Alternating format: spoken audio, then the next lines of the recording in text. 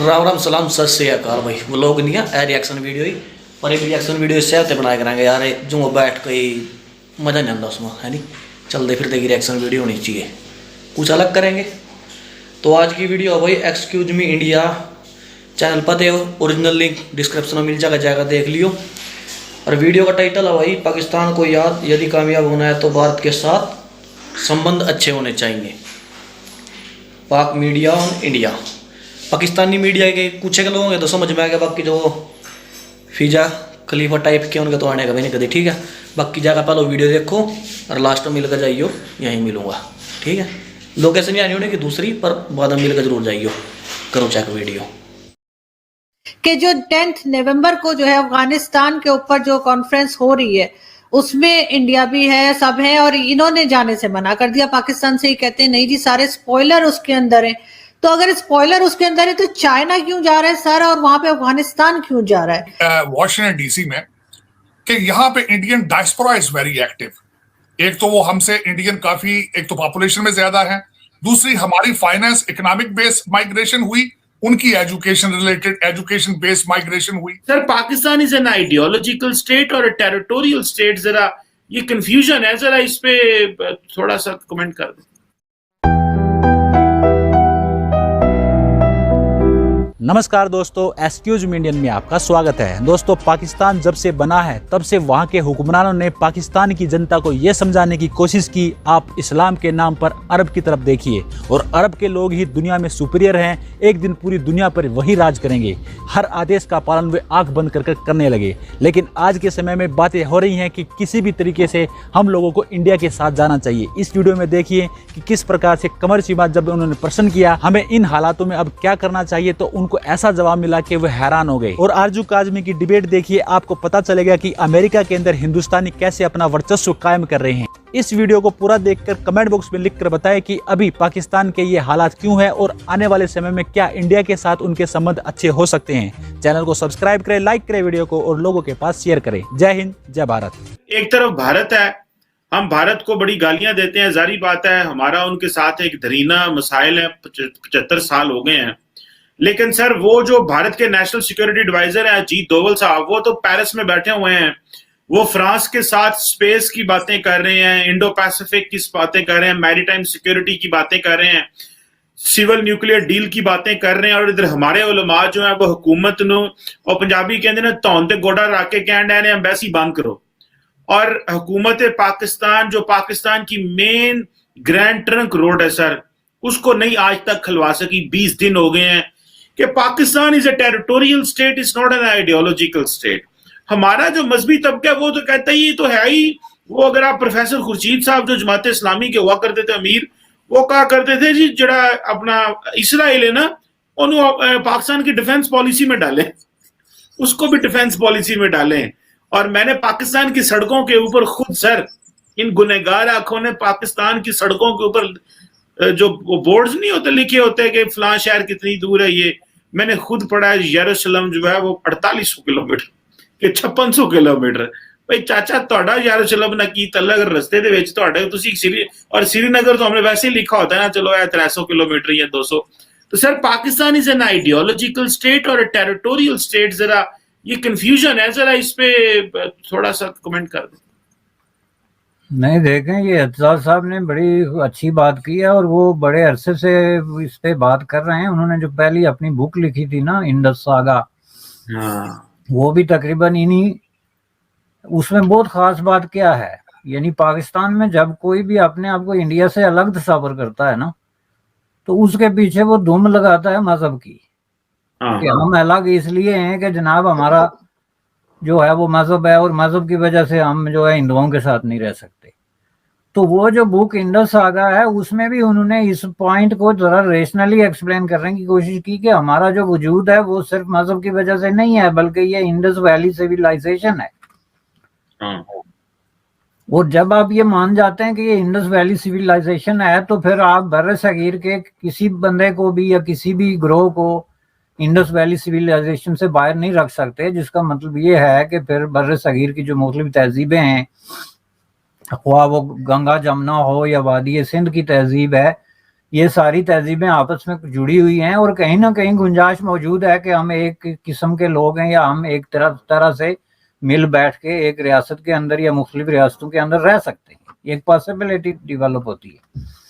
लेकिन जब आप ये कहें कि ये आइडियोलॉजिकल स्टेट है, जिसका मतलब ये है कि फिर तो ये एक बेस कैंप है जो आपने बनाया हुआ है बाकी नॉन मुस्लिम दुनिया पे अटैक करने के लिए, ख्वाह वो उसमें इसराइल हो, इंडिया हो, अमेरिका हो, कोई भी मुल्क जो है जो मुसलमान नहीं है, यानी जिसको आप इस्लामी ज़बान में काफिर कहते हैं या मुनकरीन या काफिरीन या जो लफ्ज़ भी आप इस्तेमाल करते जाएं, तो वो तो उसके खिलाफ मसलसल जहाद के अमल का नाम है वो रियासत जो इस्लामिक आइडियालॉजी पे बेस करती है।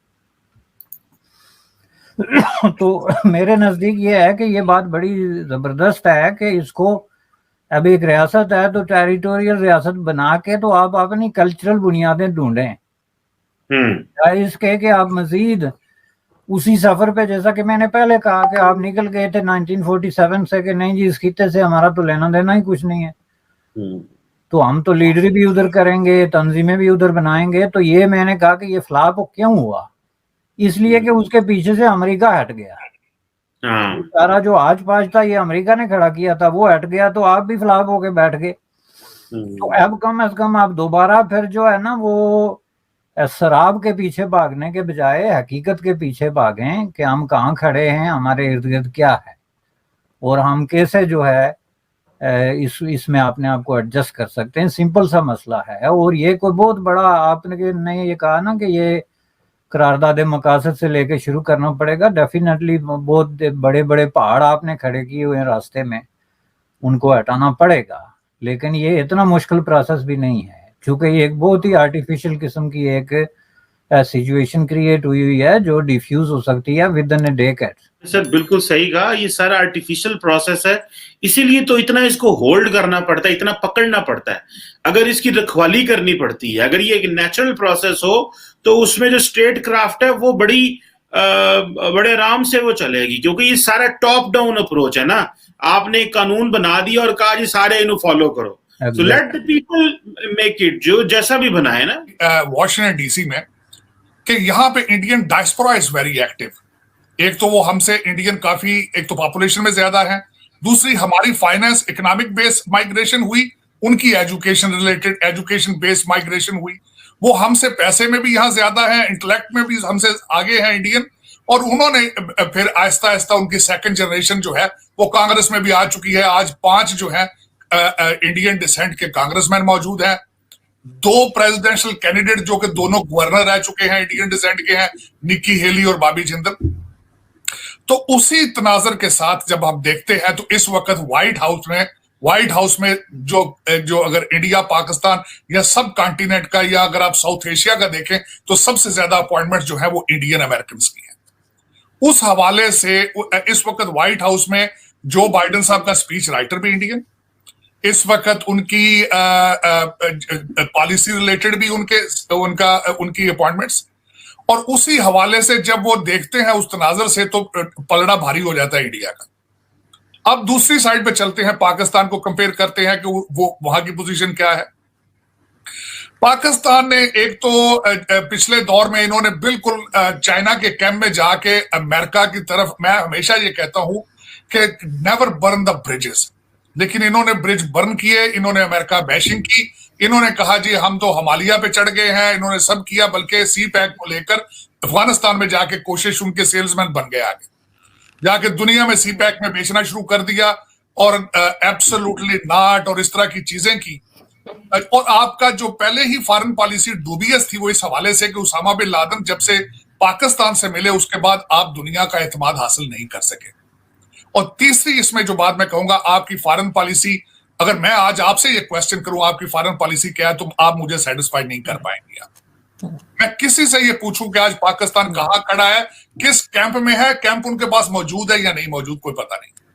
आपकी जो मैं शॉर्ट टर्म पे एक लफ्ज में एक्सप्लेन करने की कोशिश करता हूं कि आपकी फॉरेन पॉलिसी डॉलर बेस है, अमेरिका के डॉलर बंद हुए, आप चाइनीज कैंप में गए, वहां से डॉलर लेने की कोशिश की, जब सी पैक बंद किया उन्होंने, आपने उनको ग्वादर की बजाय कराची देने की कोशिश की, उन्होंने वो भी लिया, फिर दासू डैम पर उन्होंने 39 बिलियन आपसे मांगा, उन्होंने जब सी पैक के डॉलर बंद हुए तो आप IMF के कदमों में आके अब बैठ गए। ये आपकी फॉरेन पॉलिसी है कि जो 10 नवंबर को जो है अफगानिस्तान के ऊपर जो कॉन्फ्रेंस हो रही है उसमें इंडिया भी है, सब है, और इन्होंने जाने से मना कर दिया। पाकिस्तान से ही कहते हैं नहीं जी सारे स्पॉइलर उसके अंदर है। तो अगर स्पॉइलर उसके अंदर है तो चाइना क्यों जा रहा है सर, और वहां पे अफगानिस्तान क्यों जा रहा है? तो ये इस तरह का चूरन ये कब तक बेचेंगे? आरजू इनको चाहिए था जाके अपना मुद्दा बयान करते, अपने एतराजात टेबल पे रखते, लेकिन देखे यही तो कमियां हैं। तो भैया थी वीडियो, बताइए कैसी लगी, बढ़िया लगी हो तो कमेंट में ज़रूर बताइए, ठीक है। और जो इसके बारे में यूँ कमर चिम्मा कह रहा था इस टाइम, कन्फ्यूज़न बहुत है देश में भाई। पाकिस्तान एक कन्फ्यूजन के ऊपर ही बन गया, सनात तक यही नहीं समझ में आया इसने करना क्या, ठीक है। और एक जो युवा जी बता रहा था गुंजा था, युवा भी शायद किसी बाहरली कंट्री में ही रहा, इंडिया में, उसमें पाकिस्तान में तो रहा नहीं है। ये बात कह रहा था भाई इंडियन यहाँ बहुत अच्छी उसमें रहा, बढ़िया जॉब कर रहे, बात सही है यार। इंडिया में जितने भी बाहर जा रहे अच्छी जगह पढ़ लिख कर, कोई सॉफ्टवेयर में, कोई कहीं है, कोई कहीं है, पाकिस्तानी ना यार ना तो कोई लेंदा से लहा, क्यों उनका पता नहीं होता कद बांध कर बम शम डह दें, पीछे से चक्कू चुक्कू मार दिया था, कहाँ मारा था स्पेन में, किसी रेलवे स्टेशन पर कहाँ ठोक दिया था बाहर देश में। तो यही सब करा, पर बाकी भी इतना ये पाकिस्तान के बहुत से मीडिया बोलने लग गई, सच बोलने लग गई, सच लग गए बताना अपनी पब्लिक ते सारा कुछ बतावा। कुछ एक है हाल भी है, मियाँ खलीफा खलूफा पर किया, फिजा खलीफा पर की ढक्कन ना, कुछ नहीं, सारा दिन सोनते उठते बस हिंदुस्तान की फलानी हो टिकड़ी हो डिकड़ी, भोंकना ही भोंकना है ना, कुछ नहीं है, कुछ नहीं बिगाड़ दे, किसी का अपना ही नुकसान करेगी, ठीक है। तो बताइए भाई वीडियो कैसी लगी, बढ़िया लगी हो तो लाइक कर दियो, शेयर कर दियो, चैनल सब्सक्राइब कर दियो, ठीक है। और बताए देखो कोई और टॉपिक पर भी वीडियो चिन दियो किस टाइप की, तो कमेंट में लिख दिया करो, या लिंक भी भेज दिया करो, चेक कर लेंगे, देख लेंगे, बढ़िया लगी तो शेयर कर देंगे थारे खातर, ठीक है नहीं। क्यों मगर हंस रहे हो लगे ना कि वीडियो देख कर पाकिस्तानी होगी। चलो देर आए दुरुस्त आए, कुछ तो समझ में लगे ना ज्ञान भाई। अगर सुधरना, अपना देश बचाना, तो जो पहले अपने लवे दो रखे हैं नहीं कंट्री, खासकर इंडिया, उस गल लोग सही तरीके से रहो, बढ़िया रहो, सही ग्रोथ करोगे। अरे नहीं भाई अपना तो जाना के बोगे चलते रहेंगे, ठीक है भाई। मिलेंगे नेक्स्ट वीडियो में, जय हिंद।